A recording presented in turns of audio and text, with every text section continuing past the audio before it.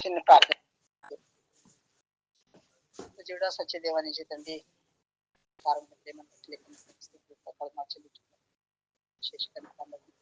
సజీవ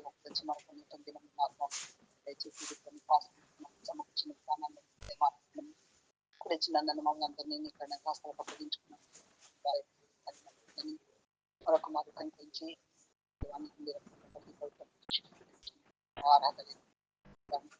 వీళ్ళ మధ్య నిలబెట్టుకున్నట్టుగా నీ మాకు ఏకైతే లేదని అనుకున్నాను. వివాహాన్ని కనిపించి చూపించి క్షమించి శుద్ధీకరించి వారి ఆత్మకని మాట్లాడు భాషతో పాత్రని వచ్చిన నీ స్వరంగాలను దేవాన్ని చేయము దేవాన్ని స్వరూపం మాకు ధరింపజేయము. మీరు ఆకలికి మమ్మల్ని సిద్ధపరచుము. ఈ యాత్రా జీవితంలో నువ్వు వెలిగించిన వెలుగుగా నువ్వుగా మేము నిశ్చలంగా జీవించడానికి సమయాన్ని మమ్మల్ని జీవించి ఆశీర్వదించి మాకు అనుగ్రహించడం కానీ పాదాలుగా చేర్చుకుని నామం ప్రార్థించి అడిగి పెట్టుకున్న పొందుతండి. ఆమె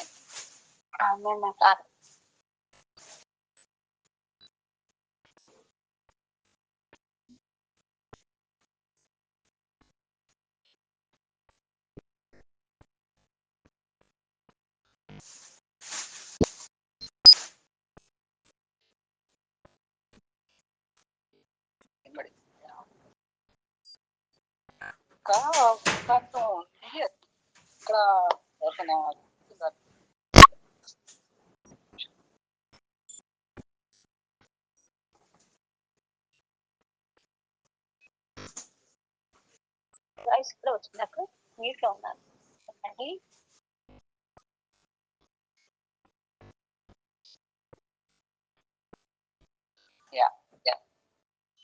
మత్తయి సువార్త 18వ అధ్యాయం 34. వీలున్న వాళ్ళు ఎవరైనా చదువుతారా? స్పష్టంగా చెప్తే నేను చదవను. 18వ అధ్యాయం 21-24 వరకు ఎవరైనా ఆసక్తి ఉంది వీలున్న వాళ్ళు చదువుతారా? లేకపోతే నేను చదవనా? చదువుతానా? చదువుతా. ఆ సమయం పేతురు ఆయన వద్దకు వచ్చి వినపడుతుందా బాగా? వినపడుతుంది. ప్రభువా, నా సహోదరుడు నా ఎడ్ల తప్పిదము చేసిన ఎడ్ల ఎన్ని మార్లు అతను క్షమించవలను? 7 మార్ల మట్టుగా అని అడిగను. అందుకు యేసు అతనితో ఇట్లనను, 7 మార్ల మట్టుకే కాదు, 70 మార్ల మట్టుకని నీతో చెప్పుచున్నాను. కావున పరలోక రాజ్యము తన దాసుని యొద్ద లెక్క చూసుకొని కోరిన ఒక రాజును పోయినది. అతడు లెక్క చూసుకుని మొదలుపెట్టినప్పుడు అతనికి 10,000 తలంతులు అచ్చి ఉన్న ఒకడు అతని యొద్దకు తేబడెను. అప్పు తీర్చుటకు వాని యొద్ద ఏమీ లేనందున వాని యజమానుడు వానిని, వాని భార్యను, పిల్లలను, వానికి కలిగినది యావత్తును అమ్మి అప్పు తీర్చవాలని ఆజ్ఞాపించను.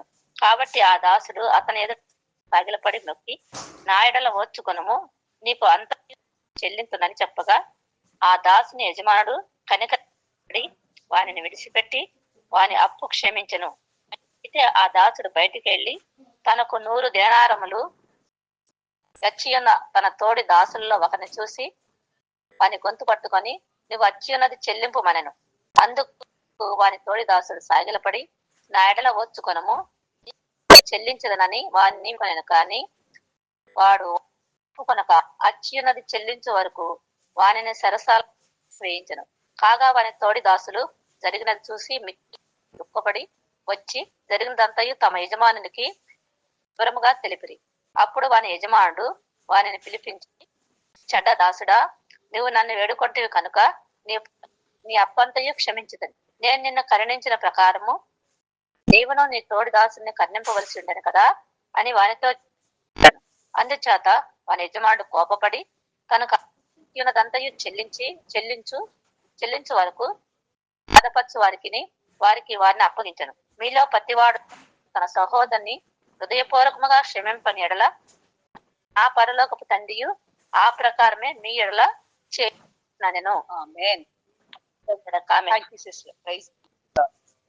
మాట్లాడి మన యొక్క క్రైస్తవ్యం అనుసరించి పరము అనబడే వాళ్ళు అందరికీ మూలాంశము ముఖ్య ఉద్దేశము హోల్ పాయింట్ ఏంటంటే క్షమాపణ. క్షమాపణ మీదే. అందుకే అన్యులు మనల్ని ఏమంటారు?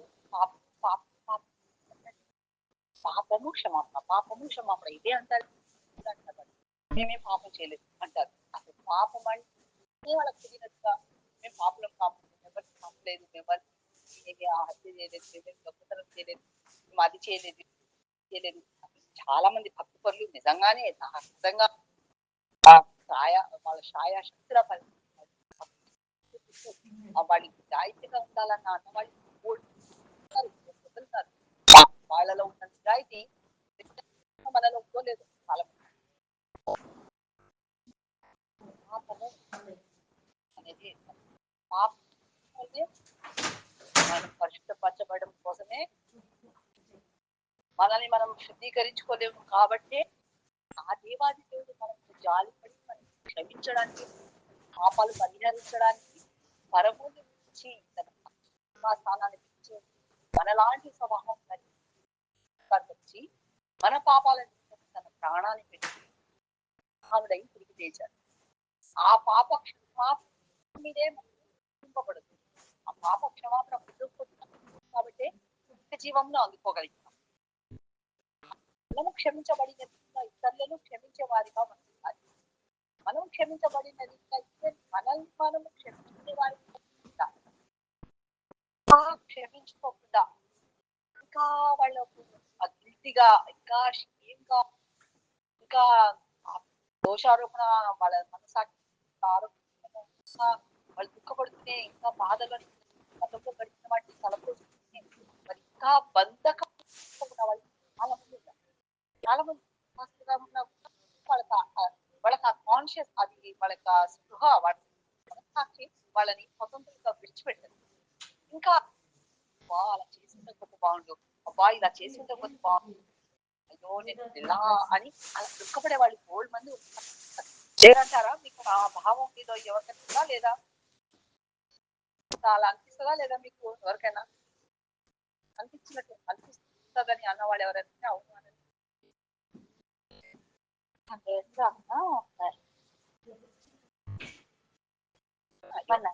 అందరికి ఏదో ఒక సందర్భంలో ఇలా తీసాలి చేసినట్టు బాగుండు అలా ఊరికే అని ఇంకా క్షమించబడ్డామా లేదా, క్షమించాడా లేదా అని అన్న వాళ్ళు ఎవరైనా ఉన్నారా?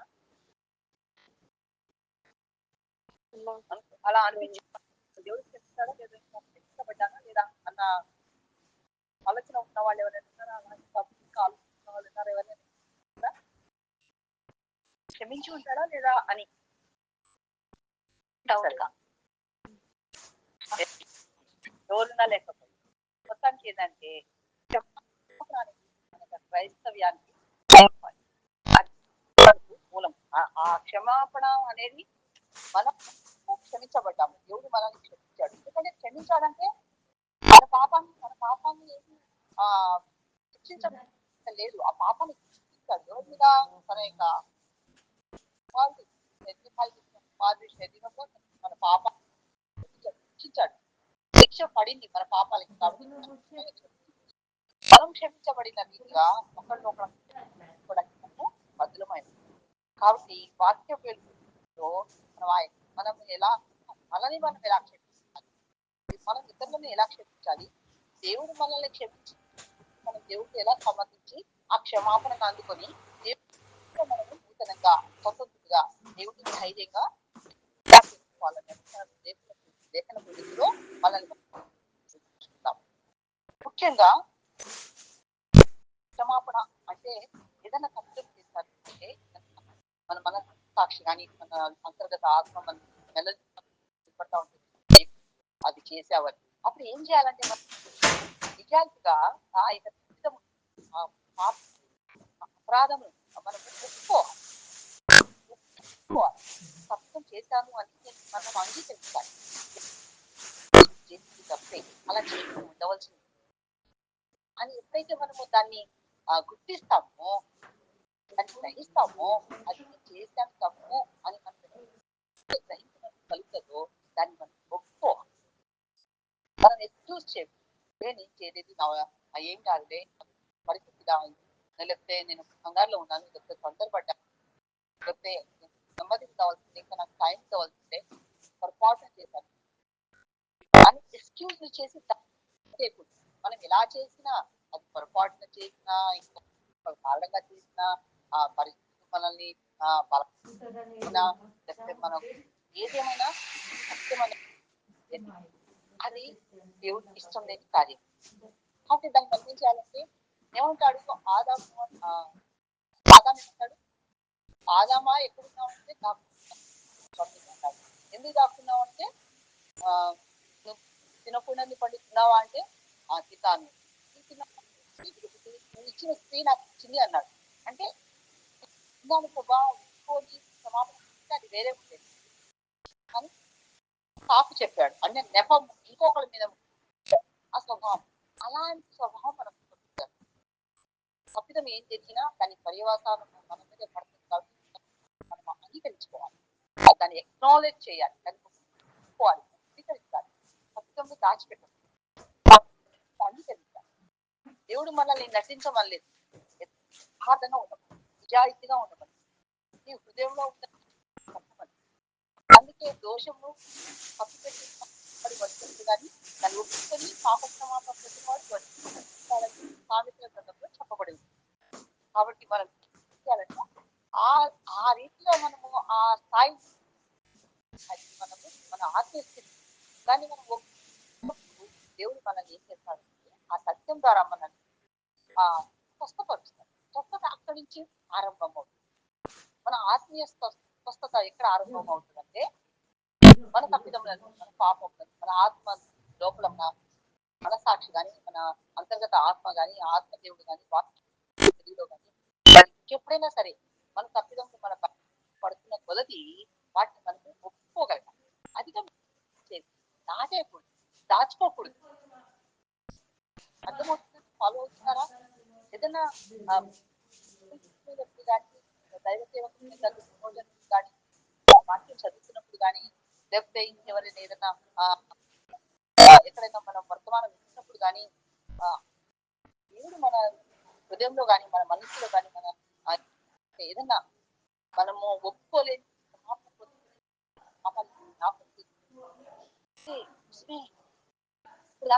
తెలియదు నాకు సత్యం నాలో ఉందని మనం గ్రహించగలిగి వాటిని మనం ఒప్పుకోగలిగాం. దేవుడు ఒప్పుకున్న దాని దగ్గర నుంచి మనం ఏమవుతుంది, ఆ సత్యాన్ని గ్రహించగలుగుతాం. కాబట్టి ఆ సత్యము మనం అంగీకరించగలిగినాం, అక్కడి నుంచే మన ఆత్మీయ స్వస్థత అనేది ఆరంభం అవుతుంది. అప్పుడే మనం బాగుపడగలుగుతాం. అప్పుడే మనము మనలో ఉన్న కలుషితలు కడగబడతా మొదటి పత్రిక 1వ అధ్యాయం, మొదటి పత్రిక 1వ అధ్యాయం చెప్తారు.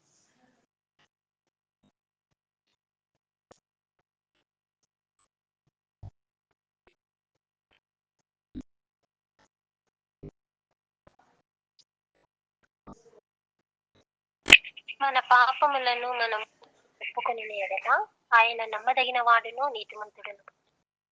ఆయన మన పాపములను క్షమించి సమస్త దుర్నీతి నుండి మనలను పవిత్రులుగా చేయాలి.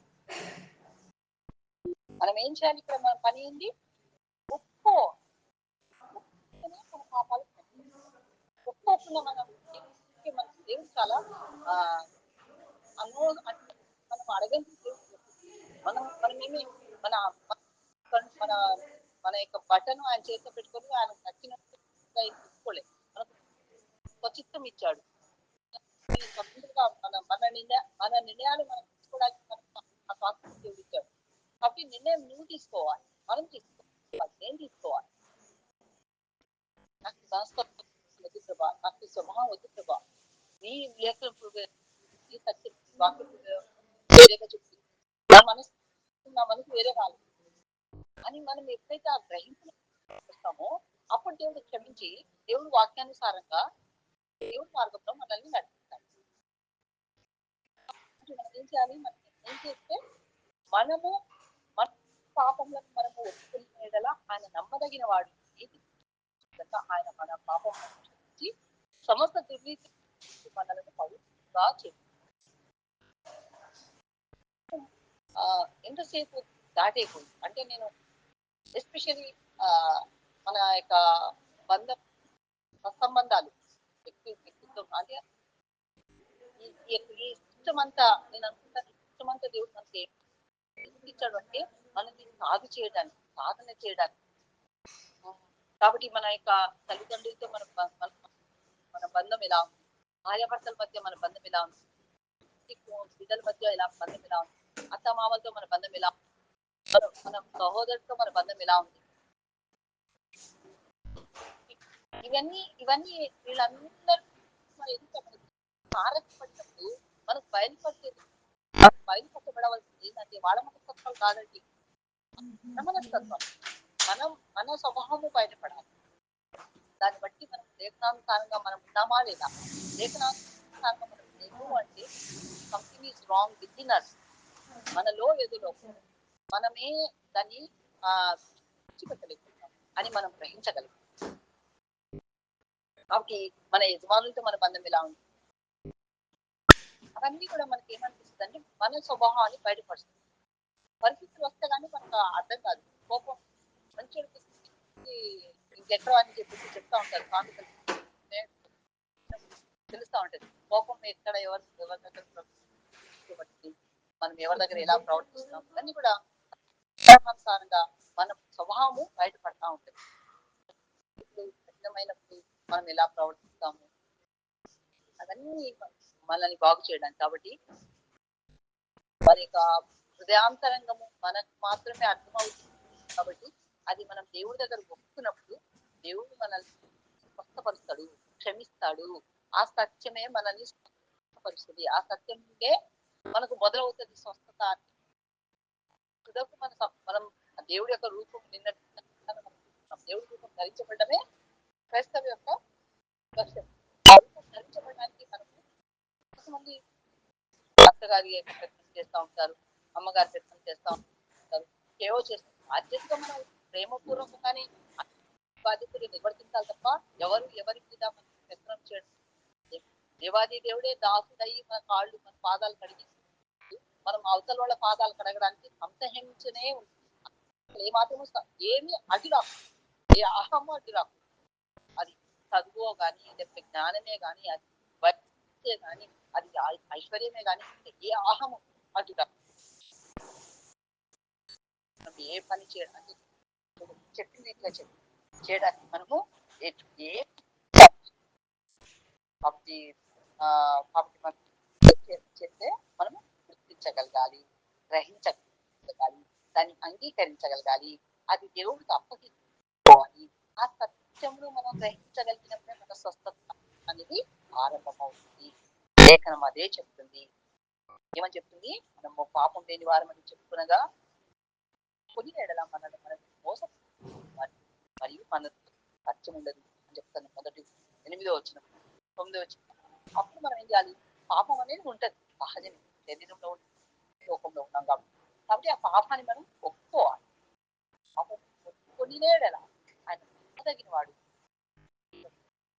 ఆయన మన పాపంలో క్షమించి సమస్త నీతి నుండి, ఒకటి కాదు రెండు కాదు, సమస్త దుర్నీతి మనకు తెలియకుండా అనేక అనీతివంతమైన పనులలో ఆలోచిస్తున్నారు.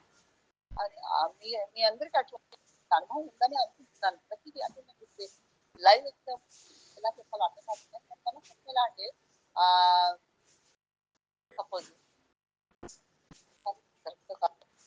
లైవ్ ఎగ్జాంపుల్ ఎలా చెప్పాలంటే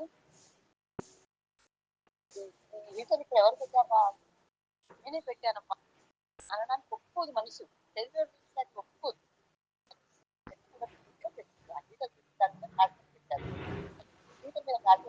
ఇక్కడ ఆగిపోయింది. ఎందుకంటే అది సెన్సార్ దాని మీద వస్తువు పెట్టడం వల్ల, అంటే వస్తువు డైరెక్ట్ పెట్టేదని స్టాండ్ పెట్టడానికి ప్రాక్టీస్ పెట్టారు, ఆరిపోవాలి. అది ఏం చేస్తుంది? దాని మీద వస్తువు ఏదో పెట్టారు, ఆరిపోతుంది. సెన్సార్ కాబట్టి అది ఆగిపోయింది. ఎవరు పెట్టారా అంటే పెట్టాను అని ఒప్పుకుంటే ఎవరు పెట్టారు అని అన్నారు.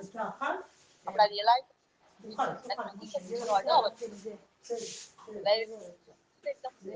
ఇలాంటి ఉదాహరణలు మీరు అనుభవించుకుంటారు. తోటి వాళ్ళతో కానీ వర్కర్స్ తో కానీ అది అది అంగీకరించినప్పుడు మనం అది దేవుడికి అప్పగించుకున్నాము, అంగీకరించుకు ఆ పాప స్థితి మనకు అర్థం. ఆ సత్యము మనల్ని స్వస్థతపరచడం కోసం మొదటి స్టెప్ గా ఆరంభమవుతుంది. అది దాని వల్ల ఇప్పుడు నేను లైవ్ చాలాసార్లు నేను కొంతమంది పేర్లు మానేస్తా ఇక్కడ. చాలా పడతా ఉంటుంది, ఏదో ఏదో ఉంటారు. సో ఫస్ట్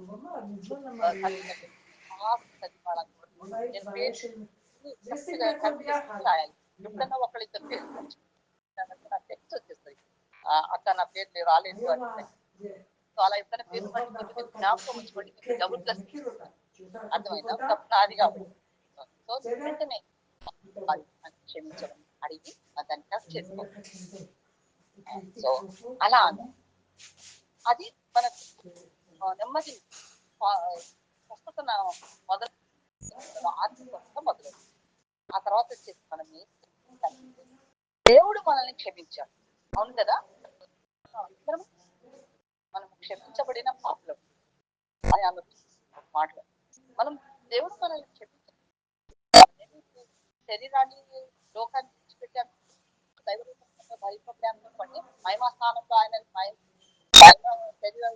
శరీరాలతో పూర్తి వరకు పాపంతో ఈ లోకంలో పోరాడుతూనే ఉంటాము.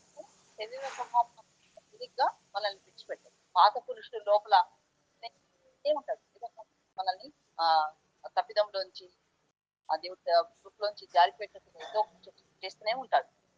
కాబట్టి మనము ఏం చేయాలంటే దేవుడు మనల్ని క్షమించాడు, క్షమాపణను మనము అంగీకరించాలి.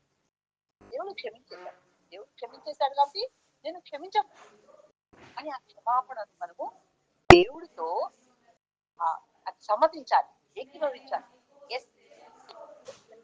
అంతే అంతే. సమ్మతించినప్పుడు మనం ఇంకా మనం చేసేది ఏముండదు. క్షమాపణ ఉచితంగానే కృప చేత అనుగ్రహించాడు కాబట్టి ఉచితంగానే కృప చేతనే నేను క్షమించబడ్డాను. నేను వ్యభిచారిని, నేను హంతకురాన్ని, నేను అది ఇది అన్ని మనం దిక్కు లేకుండా మనం ఎస్ పాపమే పాపం స్వభావంలోనే పుట్టిన ఆ స్వభావంలో పాపం చేయడానికే ప్రేరేపించింది. నేను పాపినే, ఆ పాపాలు క్షమించబడ్డాను. మరి ఆ క్షమాపణ ద్వారాగా కాకుండా ఆ క్షమాపణ తర్వాత నాకు ఏమి ఇచ్చాడంటే ఇచ్చాడు. ఒక వ్యభిచారంలో పట్టుబడిన స్త్రీని ఆయన దగ్గర పట్టుకుని వచ్చినప్పుడు ఏమంటాడు, ధర్మశాస్త్రానుసారంగా ఆవిడ రాళ్ళతో పట్టుకుని చంపబడాలి. అది ధర్మశాస్త్రము చెప్తుంది. అందుకే పరిచయం పెద్దవాళ్ళు ధర్మశాస్త్ర ఉపదేశకులు అందరూ వచ్చి ఏమని ఆ స్త్రీని పట్టుకుని వచ్చి యేసు ప్రభువు వారు ఏం చెప్తాడో అని యోహాను సువార్త 8వ అధ్యాయంలో ఉంటది. అయితే దేవుడు ఏం చెప్తారు, యేసు ప్రభువు వారు ఏం చెప్తారు, చేపెట్టి ఎదురు రాస్తా ఉంటాడు. రాసి కాళ్ళు కొట్టి చంపండి అంటాడా, ధర్మశాస్త్రాన్ని అంగీకరిస్తాడు. ఏం చేస్తాడో చూద్దాం అనుకుంటారు. మీలో చేయని వాళ్ళు మొదట రాయి వేయండి అని అన్నప్పుడు ఎక్కడి నుంచి ఒక్కసారి చదవండి ఆ మాట. పెద్దవాళ్ళ దగ్గర చిన్న వాళ్ళ వరకు వెళ్ళిపోతారు. వయసు పెద్దవారు వస్తుందని చిన్న వరకు ఒకరి వెంట ఒకరు బయటికి వెళ్ళేది. అది పెద్దవారు చిన్నవారు మాట అది పట్టిందలా కాదా అని మనం చేయడం వయసు వయసు తగ్గితే కదా మారదు. వయసు తగ్గితే పెద్దవాళ్ళు పరిపూర్ణులు అయిపోతారు.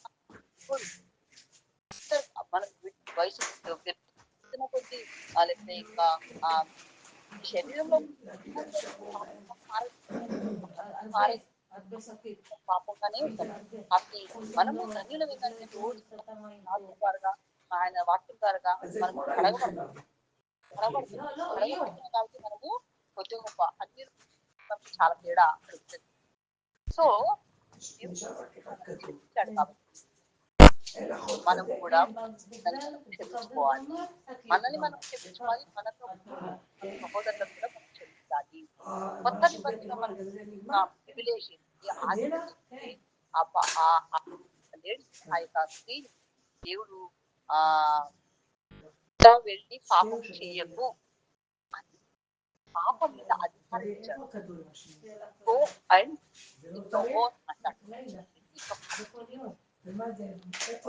ఆ అధికారము ఆ ఆధిక్యత మనకు మనకు మాత్రమే ఉంది. పాపం మీద మనకు అధికారం ఉంది. మనం పాపం దాసులం కాము. పాపం నుండి మనం విడిపింపబడ్డాం కాబట్టి ఇక పాపం మనం ఏ జాలము కూడదు. పొరపాటు చేస్తే మనం వెంటనే మన ఆత్మదేవుడు మనకు జ్ఞాపకం చేసి క్షమాపణ పొందుకోగలుగుతాం. అర్థమవుతుందండి? చూస్తారా? ఇవి మనకు చిన్నవే. చాలా మంది చాలా చోట్ల చెప్పరు. ఎందుకు చెప్పరంటే ఈ క్షమాపణ కొరకు అంతే ఇంకా వాళ్ళకు ప్రోత్సాహకరమైన మాటల కోసం ప్రస్తుతం వెళ్తున్న పరిస్థితి గురించి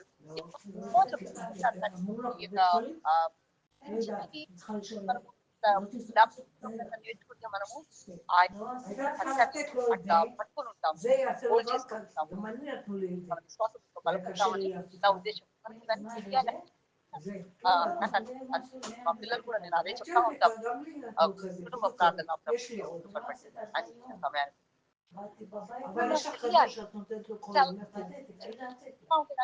చాలా పెద్దవి. లేకపోతే అందరితో పాటు మనం ఏమైపోతామంటే ఆ మందు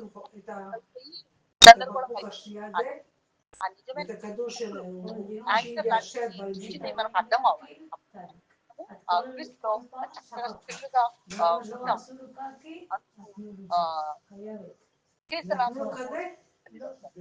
అందుకు నేను ఇలాంటి సమయం ఉన్నప్పుడు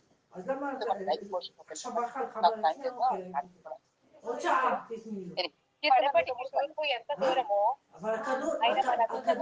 అంత దూరపరిచి ఉన్నాడు. తూర్పు పడమలేదు ఎవరికి సైంటిస్ట్ ఎవరు కనుక్కోలేదు. దేవుడు మన అతిక్రమములను మన నుండి అది మన దగ్గర రావు. మన పాపాలు కాబట్టి మనము దేవుడు మన పాపం మీద తీసి దూరం పెట్టాడు. కాబట్టి మనం ఇంత పాపం ఆయన కన్నులో మనం నిర్దోషులం, నిరపరాధులం. పాపం లేని వారిగా మనల్ని క్రీస్తు అంగీకరించాడు. పాపం చేయడానికి శరీరం ప్రేరేపించినప్పుడు, లోకం ప్రేరేపించినప్పుడు రాజ ఇదే కదా పాపం ప్రేరణ పాపం వాడను నచ్చిన తానను పాపం చేయడానికి పాపం దాసురాలు కాను నేను దేవుడు అని మనల్ని మనము మన హృదయంలో మనం చూస్ చేసుకోవాలి. చాయిస్ అవర్స్ నిర్ణయం మనం తీసుకోవాలి. నిర్ణయం తీసుకొని దేవుడు క్షమించేస్తాడు. దేవుడు క్షమాపణ మార్గం నడవాలని గట్టిగానే మనం తీసుకోవాలి. రాసిన పత్రిక 8:12 ఒకసారి 8:12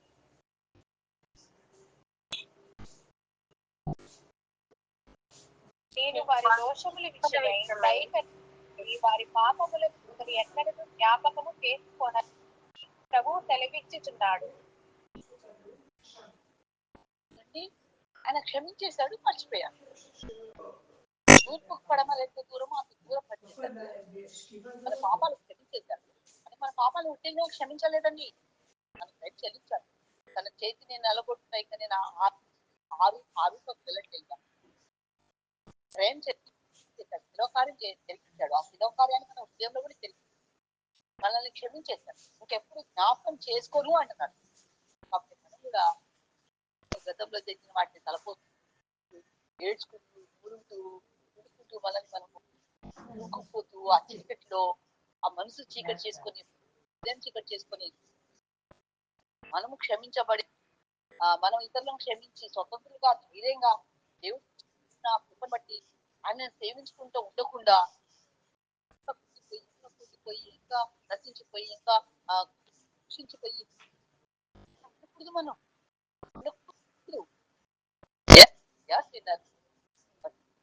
God bless ఈవెన్ వాకింగ్ ఆ సత్యంలో మనం నడవాలి.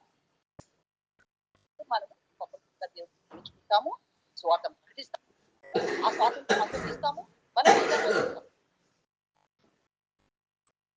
యెషయా అదే రీతిగా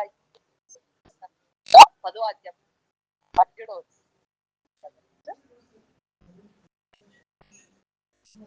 వారి పాపములను వారి అక్రమములను ఎక్కడో ఎన్నటికీ జ్ఞాపకం చేసుకున్నాను అని ప్రభువు చెప్పుచున్నాడు. కాబట్టి పాపములను మన అక్రమములను ఎప్పటికీ జ్ఞాపకం చేసుకోండి. కాబట్టి మనం కూడా జ్ఞాపకం చేసుకోం.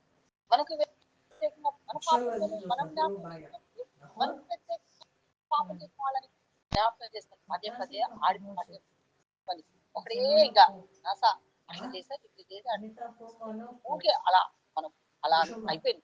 క్షమించేసాం, మర్చిపోయినాము, వీటిని పడేస్తున్నాం, ముందుకు సాగండి.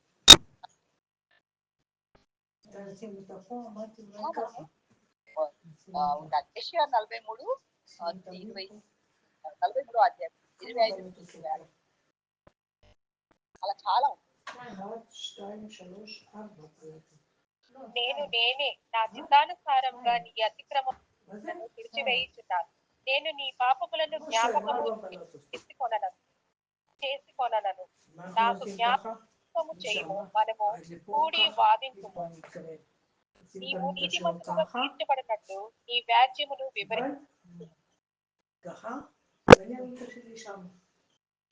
సిస్టర్ 25 చదివారా? నేనే సొంతంగా నీ అతిక్రమములను తుడిచివేయుచున్నాను. నేను నీ పాపములను జ్ఞాపకం చేసుకున్నాను. జ్ఞాపకం చేసుకున్నది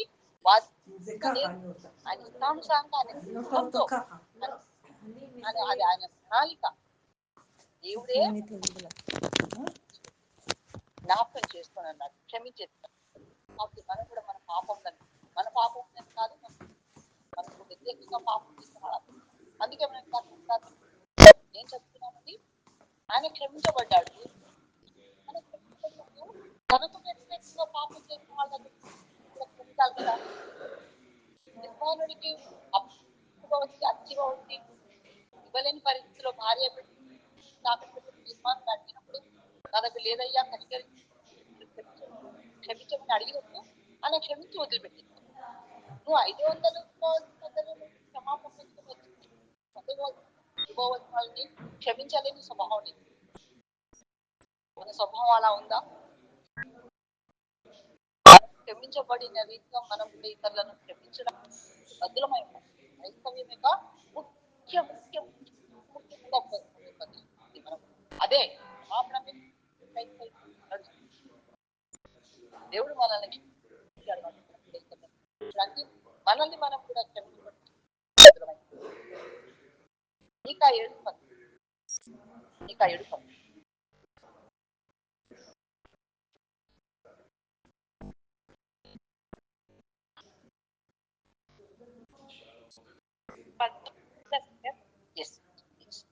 ఆయన మరలా మనకు జాలిపడి మన దోషములను అణచివేయని వారి పాపములను సముద్రపు అగాధంలో పడవేది. మన పాపములన్నీ ఎక్కడ ఆయన మళ్ళీ జ్ఞాపకం రా అది సముద్రపు అగాధంలో పడేస్తాడు. ఇప్పుడు ఇంకొకటి ఏంటంటే నూతన ఎరుషలేము నూతన ఆకాశంలో ఆ సముద్రమే లేదండి. ప్రకటన 1:21 ఉండాలని ప్రకటన అంతటా నేను క్రొత్త భూమిని చూసి మొదటి ఆకాశమును మొదటి భూమి గతించిపోయిను, సముద్రము ఇక లేదు. సముద్రంలో పడేశాడు మన పాపాలు. ఆ ఆకాశం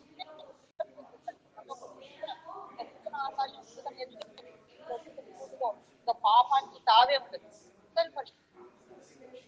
పరిశుద్ధ దేవుడితో చేతి అందరూ పరిశుద్ధమైన ఆయన నిత్యం సేవిస్తూ యుగములు. కాబట్టి మనము ఒకళ్ళనొకళ్ళం క్షమించుకోవడానికి బదులమైంది.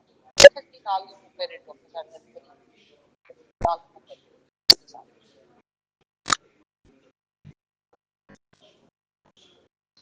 ఒకసారి ఇలా ఒకడు దయతని కరుణాహృదయుడై క్రీస్తునందు దేవుడు మిమ్మల్ని క్షమించిన ప్రకారం మీరును ఒకరినొకరు క్షమించుడి. కరుణాహృదయుడై క్రీస్తునందు చెప్పిన ప్రకారం ఒకరినొకరు క్షమించుడి. ఒకరినొకరు క్షమించుకోవాలి. సహోదర ఉండుట ఎంతో మనోహరం మేలు అన్నాడు. కోపాలు తాపాలు మనసులో పెట్టుకొని లేదా వాడి జ్ఞాపకం వస్తున్నారు, వీళ్ళ జ్ఞాపకం వస్తారు, మనము పాత వాళ్ళని ఆ మనసులో పెట్టుకొని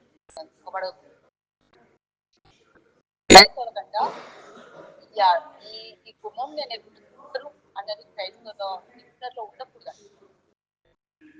అర్థమైందా? వాడు చెడ్డను అని అంటారు కదా, అలా క్రైస్తవుల్లో ఇద్దరిలో ఆ మాట ఉండకూడదు. అర్థమైందండి? లోకంతో మనం క్షమించబడి దేవుడు మనల్ని క్షమించాడు. మన పాపం ఘోరమైనది. మనకంటే ఎక్కువ పాపం ఇద్దరు ఆ ఇద్దరు వాళ్ళని క్షమించడానికి భద్రమైంది. ఆ తర్వాత పాపం రోమైంది ఒకటి. కాబట్టి ఇప్పుడు క్రీస్తు యేసునందు వారికి ఏ శిక్ష విధులు లేదు. క్రీస్తు యేసునందు ఆత్మ యొక్క నియమము పాప మరణములో నియమము నన్ను విడిపించదు. ఎట్లనగా ధర్మశాస్త్రము దేనిని చేయజాలకపోయేను దానిని దేవుడు చేశాడు కదండి. కాబట్టి మన పాపాలు క్షమించబడ్డాయి. పాపాన్ని దేవుడు చెప్పాడు. ధర్మశాస్త్రం దేని చేయలేదో ఆ దేవుడు క్రీస్తులో సెలవులో చేశాడు. కాబట్టి మనం ఎప్పుడు స్వతంత్రము. కాబట్టి ఆ స్వాతంత్రంలో మనం నడవాలి. కాకపోతే మనం జ్ఞాపకం చేసుకుని మనము అపరాధ భావంతో మనము జీవించిన అవసరం లేదు. అపరాధ భావం మనల్ని కాడుతా ఉంటుంది. కానీ ఏదో ఒక తప్పు చేశాలని మనల్ని అవమానం అది పాత దాంట్లో మనల్ని పడేసి ముందుకు సాగకుండా చేస్తూ ఉంటుంది. కాబట్టి మనము వాటిని అన్ని విడిచిపెట్టి క్రీస్తు మనకు దేవుడిచ్చిన ఇప్పుడు క్రీస్తుని విశ్వసించిన వాళ్ళకి ఏ శిక్ష లేదు అని మనము తెలిసి మరి శిక్షకు పాత్రలు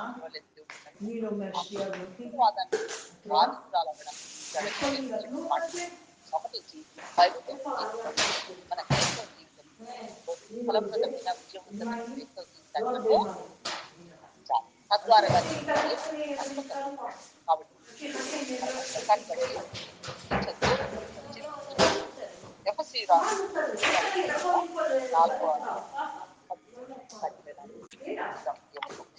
బట్టి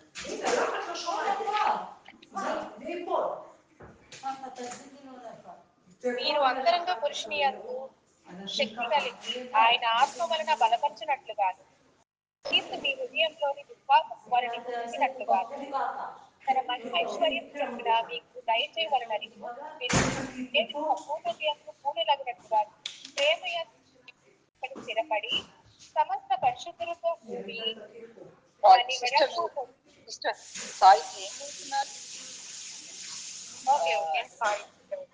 కాబట్టి అన్యజనులు నడుచుకున్నట్టు వీరికి మీద నడుచుకుని ప్రభు నందు సాక్ష్యమిస్తున్నారు.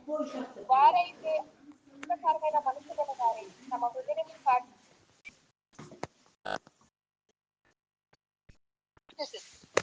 చదువుతుంది. హృదయ కాఠిన్యం వలన తమలో ఉన్న దేవుని వలన కలిగి జీవంలో నుండి వేరుపరచబడి వారి తమ మనసులకు కలిగిన వ్యర్థత అనుసరించి నడుచుకొనుచున్నవారు. వారు సిగ్గులేని వారైతే నానాలైన అపవిత్రాత్మను అత్యాశతోను జరిగించినట్లు తమ తామే అప్పగించుకొని. ఇక్కడ ఏం చెప్తున్నారంటే ఒకప్పుడు మనం కూడా కాబట్టి అన్ని జనులు నడుచుకున్నట్టు మీదక నడుచుకున్న ప్రభుత్వం వారైతే అంధకారమే గలవారు దేవుని వలన కలిసి జీవంలో నుంచి వేరు పట్టబడిన వారై తమ మనస్సులకు కలిగిన వ్యక్తిగత అనుసరించి అది అన్ని జనులక స్థితి ఒకప్పుడు మనం కూడా అడిగి ఉన్నాం. కానీ వారు స్థితి లేని వారై ఉండి నానా విధమైన అవసరతను అత్యాశతో జరిగించినప్పుడు తమ్మును సామర్థ్యాలకు అప్పగించుకుంది. అయితే అయితే మనము మీరు ఆయన ఎంతటి సత్యము ఉన్నది ఉన్నట్టుగానే ఆయన ఉపదేశింపబడిన వారైన ఎడల మీరు అలా నేర్చుకునేవారు. కావున మునుపటి ప్రవర్తన విషయంలో మోసకరమైన దురాశ వలన చెడిపోవు ప్రార్థన మీ చిత్తవృత్తి ఎందు నూతన పరచబడిన వారై యథార్థమైన భక్తి గలవారై పోల్చగా అధీన స్వభావం అది మనం చేయవలసిన పని ఏంది? నవీన స్వభావం క్రీస్తులో మనకు అనుసరించిన నవీన స్వభావాన్ని అనుసరించుకోవాలి. మనం చేయవలసిన నిర్ణయం అవి చేస్తూ ఉండకూడదు.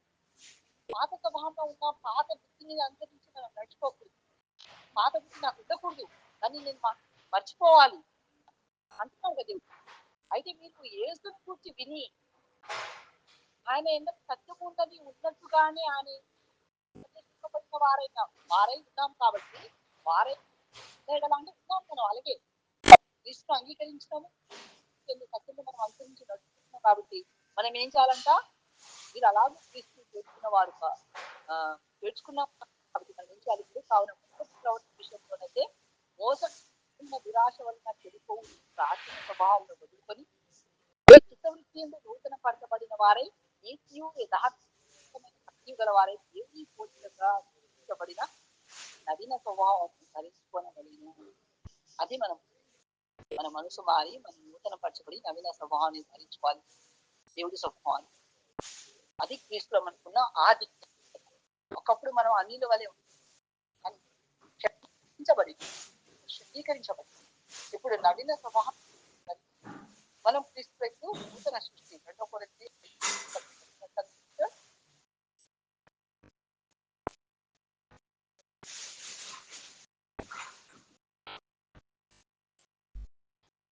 15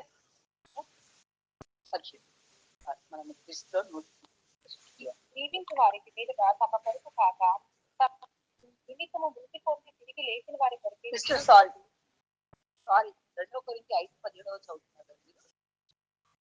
అవును, 2 కొరింథీ 5వ అధ్యాయం కాగా ఎప్పుడైనా క్రీస్తు ఎడల వారి నూతన సృష్టి, పాతవి గతించెను, ఇదిగో కొత్తవాయు. సమస్తము దేవుని వలనవి. ఆయన మనల్ని ద్వారా తనతో సమాధాన పరుచుకుని ఆ సమాధాన పరచు పరిచయం మాకు అనుగ్రహించాను. మనము నూతన మనం ఎవరమండి? నూతన మనము పాత అన్ని గతించబడి మన క్రీస్తులో రెన్యూ చేయబడ్డ నూతన సృష్టి. కాబట్టి ఆ నూతన సృష్టిలోనే ఆ నూతన ఆ స్వాతంత్రంలోనే మనము దేవుడి నవీన స్వభావం ధరించుకున్న వారమై నడుచుకోవాలి. ఆ తర్వాత మనము యోహాను 8 మనం ఈ యొక్క మనం క్షమించబడిన విధానాన్ని నేర్చుకుంటూ నేర్చుకుంటూ ఎదగాలి. ఎందుకంటే ఆత్మలో మనం ఎదగాలి. ఎందుకంటే మన ఆత్మతో దొద్దుకుని ఉండకూడదు అన్నమాట. క్షమాపణ అనేది ఒక భావం కాదు, ఒక ఫీలింగ్ కాదు, డిసిషన్. మనం నిర్ణయం తీసుకోవాలి. నేను పాపనే, దేవుడు నన్ను క్షమించాడు, దేవుడు క్రీస్తులో నూతన సృష్టిగా చేశాడు. నవీన స్వభావం, నూతన స్వభావాన్ని నేను ధరించుకొని అని మనము నిర్ణయం తీసుకోవాలి. నిర్ణయం తీసుకుని దేవుడితో సంబంధించి దేవుడి పక్షంగా మనం ఉండాలి. అప్పుడు దేవుడి స్వభావం మనలో దినదినము ధరించబడతా ఉంటుంది. మనం క్షమించబడిన రీతిగా ఇతరులు క్షమిస్తాము. ఇంకా మనలో ఇంకా చేసి కోసం ఇవన్నీ కోపము, పాపము, ఇంకేదో అయ్యో వాళ్ళతో మనం పడదు, మనతో అది అలాంటి ఏమి ఉండవు. సంపూర్ణంగా ఎక్కడికైనా వెళ్ళి మనం దేవుడి యొక్క సేవ చేసుకోవచ్చు. మన ఆటంకము అటువంటిది ఉండదు. కాబట్టి మనం వ్యక్తిలో మన కొరకు పెంచరించి మనకు అనుగ్రహించిన స్వాతంత్రంలో మనము నడవడానికి నిర్ణయించుకోవాలి. యోహాను 8:36. యోహాను సువార్త 8వ అధ్యాయము 36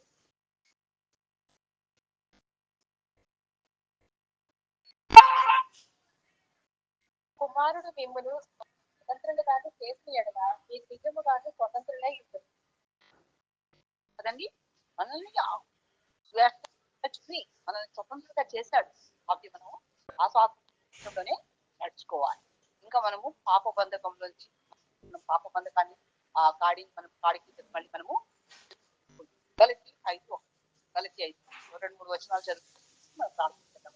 గలతీ 5:1 గలతీ 5:1. ఈ స్వాతంత్ర్యము అనుగ్రహించి క్రీస్తు మనలను స్వతంత్రులుగా చేసుకుంటాడు. కాబట్టి మీ స్థిరముగా నుంచి మరలా వ్యాసమును కాడి కింద చిక్కకొనుకుడి. కదండి. Thank you. కాబట్టి క్రీస్తులో పొందుకునే ఈ స్వాతంత్రం క్షమింపబడిన వారంగా మనం ఏం చేయాలి? క్రీస్తు వల్ల స్వతంత్రం ఉన్నారు కాబట్టి మీరు స్థిరంగా నిలిచి మరణాదాసమైన కాడి మనల్ని మనం జాగ్రత్తగా చేసుకోవాలి. సమస్యలు మనము ఇరుక్కోకూడదు. 2 కొరింథీ 3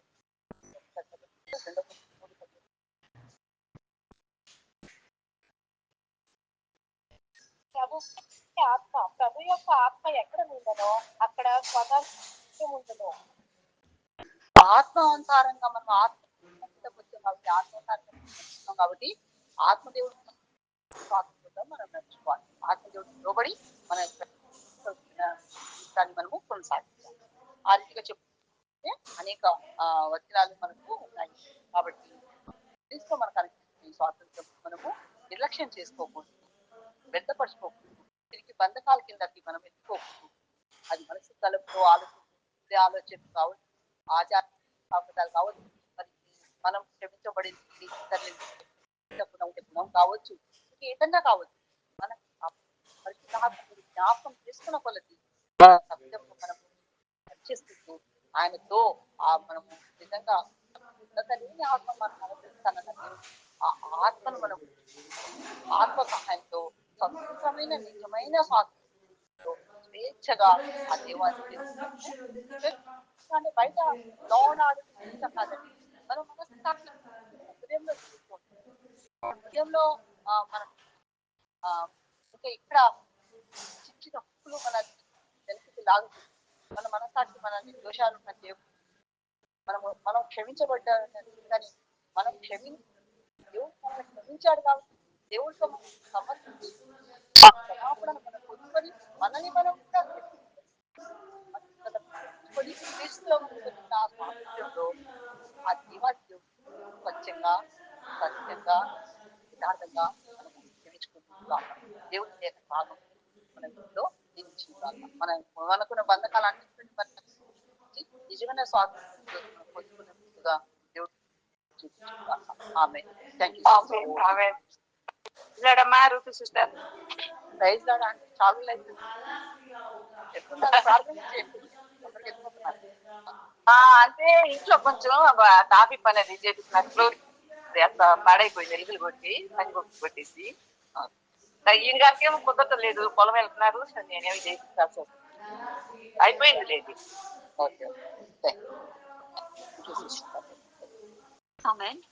దేవునికి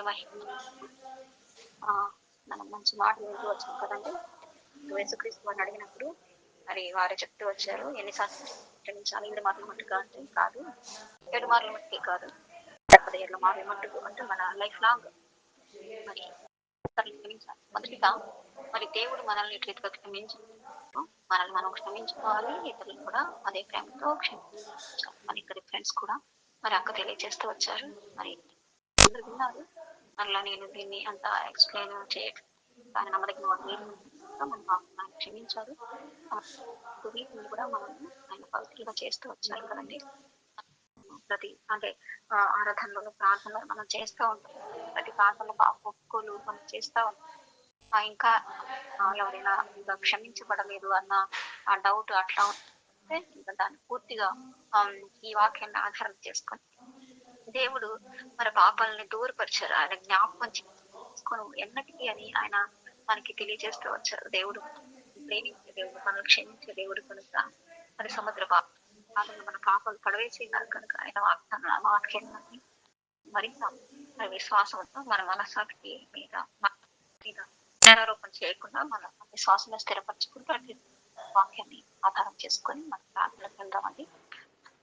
నాకు వెరీ మచ్ అక్క. ఎవరికైనా ప్రేయర్ రిక్వెస్ట్ ఉంటే దయచేసి తెలియజేయండి.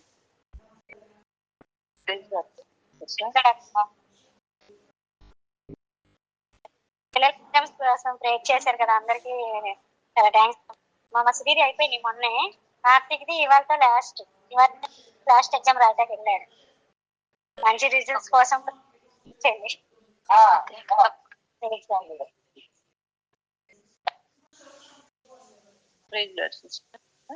నారాయణ రెడ్డి కొరకు మీరందరూ ప్రేయర్ చేశారు. నిన్న సర్జరీ 9 నుంచి 5 తర్వాత చాలా చాలా టైం పట్టింది. అది మోకాల్లో బాగా దెబ్బతిన్నాయంట.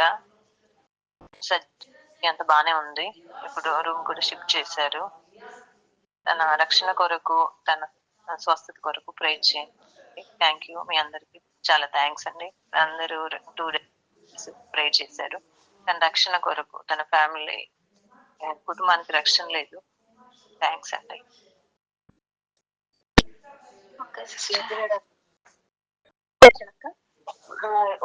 సంజయ్ బర్త్డే మా మేనలుడు ఇవాళ. అదే 4th year ఎగ్జామ్స్ కూడా రాస్తున్నాడు. ఇవాళ last exam BTech 4th year మాట. తన బర్త్డే ఇవాళ. సంజయ్ పేరు.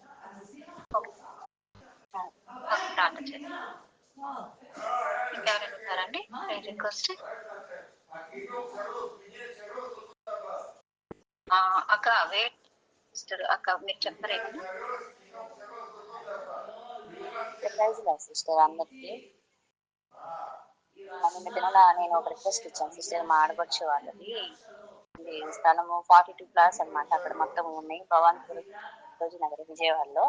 అయితే అవి చాలా అన్యాయంగా, అంటే వాళ్ళు డబ్బు పెట్టి హైకోర్టులో, అంటే పక్కన దగ్గర ఆధారం లేవు కానీ వాళ్ళు పొలిటీషియన్స్ వాళ్ళు ఇన్వాల్వ్ ఇవన్నీ ఇల్లీగల్ ప్లాట్స్ అని చెప్పి తీర్పు హైకోర్టులో స్టే చేసుకొని మొత్తం ప్లాట్లన్నీ దాన్ని ఆక్రమించుకోవడానికి చూసారా. ఈ రోజుతో అంటే అందులో మాడపడుచు గారు చిన్న పాస్ట్ కట్టుకొని సహవాసాన్ని నడిపిస్తుంటారు. 8 ఏళ్ళుగా ఒక గృహము, దాని కాన్ఫరెన్స్ చర్చ్ ఉండేది. అయితే చర్చి ఇల్లు అంతా కలిపి కొత్త వేరే చర్చిని పక్కన నిర్మించుకున్నారు. ఈ రోజున దేవుడిని ఎంతగానో ప్రార్థించాం. మరి దేవుడు కొన్ని ద్వారాలు మూస్తాడు, అది మేలు కొరకే అని ఆ చర్చిని మొత్తం ధ్వంసం చేశారు. ఆ ఇంటి కూడా తీసివేశారు. ఆ 42 మంది ఎవరైతే ప్లాట్స్ లో ఇంకా ఇల్లు కట్టుకున్న వాళ్ళు చాలా మంది ఉన్నారు, వాళ్ళని కూడా మొత్తం ఆక్రమించుకున్నారు. ఇది ఛానల్లో అన్నిట్లలో వచ్చింది. కానీ దీంట్లో పొలిటీషియన్స్ మేము సుప్రీంకోర్టు కూడా చాలా ఖర్చు పెట్టాము. మరి అక్కడ కూడా లాయర్లు కొనేశారు. ఇంకా ఈ రోజుతో అవి ఇంట్లో సిస్టర్ మా ప్రేయర్ రిక్వెస్ట్ ని తీసేయండి. దేవుడు మా ఆడబడుచు వాళ్ళ అందరికి, అంటే వాళ్ళ కూతురు కూడా అక్కడ ప్లాట్ ఉంది, వాళ్ళందరికీ ధైర్యాన్ని ఇవ్వాలని, దేవుడు ఇంకొక ద్వారం తెరవాలని ప్రార్థించింది సిస్టర్. ఈశ్వరం ఎందుకు సిస్టర్ ప్రేయర్ చేద్దాము. అయ్యో చాలా బాధాకరము.